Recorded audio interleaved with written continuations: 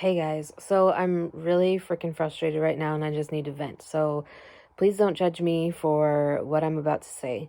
So Jacob was here this weekend. This is the first time that we have been able to see him since Halloween weekend because after Halloween, he tested positive for coronavirus. Um, and so this was the first weekend that he has been able to come over since then.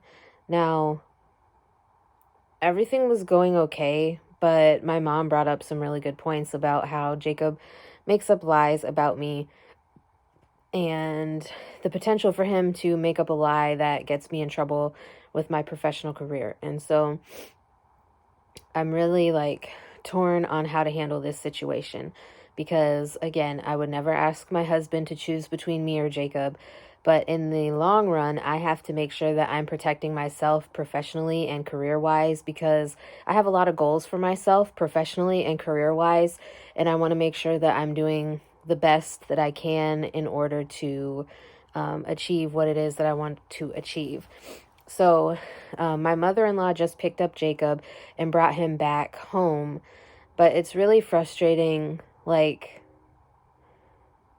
finding yourself in a situation where you feel like you're utterly helpless. Like, I absolutely love my husband. He treats me very well and he takes care of me, um, even with everything that I struggle with health wise and just in general.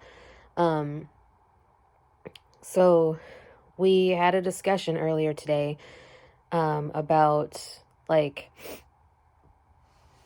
everything that's happened and certain stuff that Jake has said. Like, he goes back and tells his mom stuff that makes me look like a crazy person. Like, he tried to make it sound like I told him he couldn't have his phone over here because I'm paranoid and all this other stuff, when really he's not allowed to have his phone over here because he doesn't listen to me or my husband when he has his phone. And um he was caught texting girls and trying to find where these girls live. When he would say that he's going out on walks, that happened when we lived with my mother-in-law. So we weren't comfortable with the phone being over here.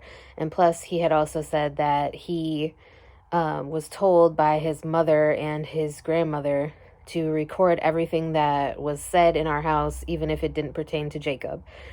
So that's the real reason why my husband and I didn't want the phone over at our house.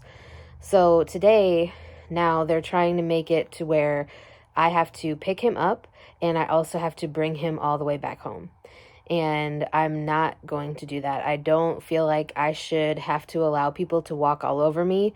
And I feel like I don't think it's too much to ask someone to meet you halfway. They met us halfway when we picked him up on Friday.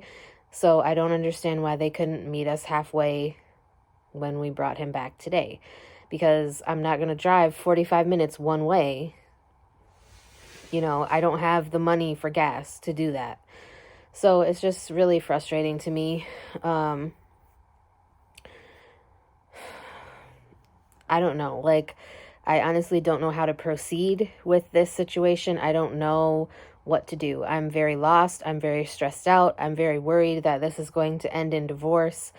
My husband and I were talking earlier, and he said that he wouldn't blame me if I chose to get a divorce. But the thing is, I feel like if I was to get into that situation and lose everything because Jacob made up a lie, I feel like my depression would skyrocket, and I feel like that would be the time when I could potentially do something to hurt myself if I lost everything and wasn't able to participate in the career and the career field that I have chosen for myself. I would absolutely hate it.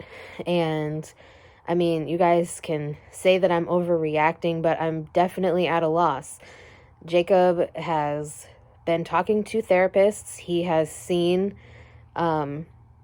people to help him psychiatrically. Like on a previous video where I was talking about some of the issues with Jacob, he does see a therapist. He talks to a therapist outside of school, and he also talks to a therapist connected to his school. So he's seeing two therapists. He is on certain psychiatric medications. So it's not like we're not trying to get this stuff resolved, but I don't feel like I'm willing to put myself in a situation where he could potentially like cause me to lose everything just because he gets mad at me and decides to go home and lie and make up stories about stuff that never happened. Like, I would never put my hands on him, I would never hurt him or do anything like that. And it scares me to think that he could possibly say that I did. And then I lose everything in the process. So, like, I don't know. I don't know what's going to happen here. Like, I don't want to have to make that decision, but I feel like if it comes down to it, that's what's going to happen.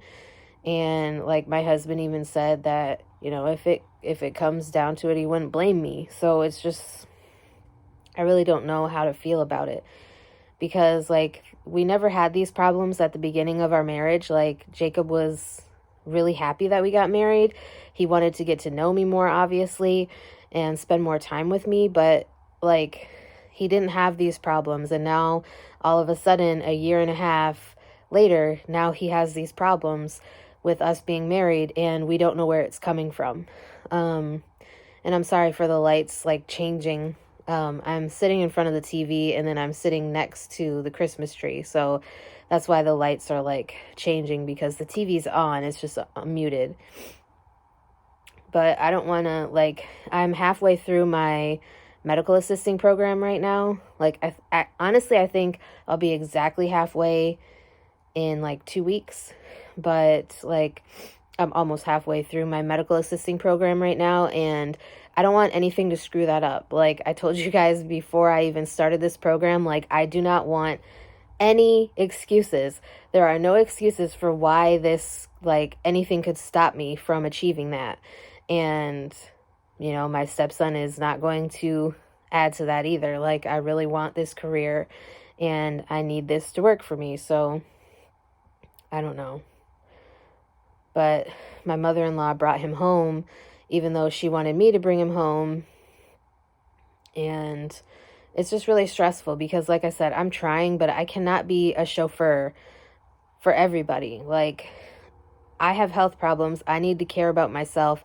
I need to take care of myself, and I can't like do everything for everybody and then forget about myself in the process. It's just not possible. It's not going to happen. I can't allow it to happen.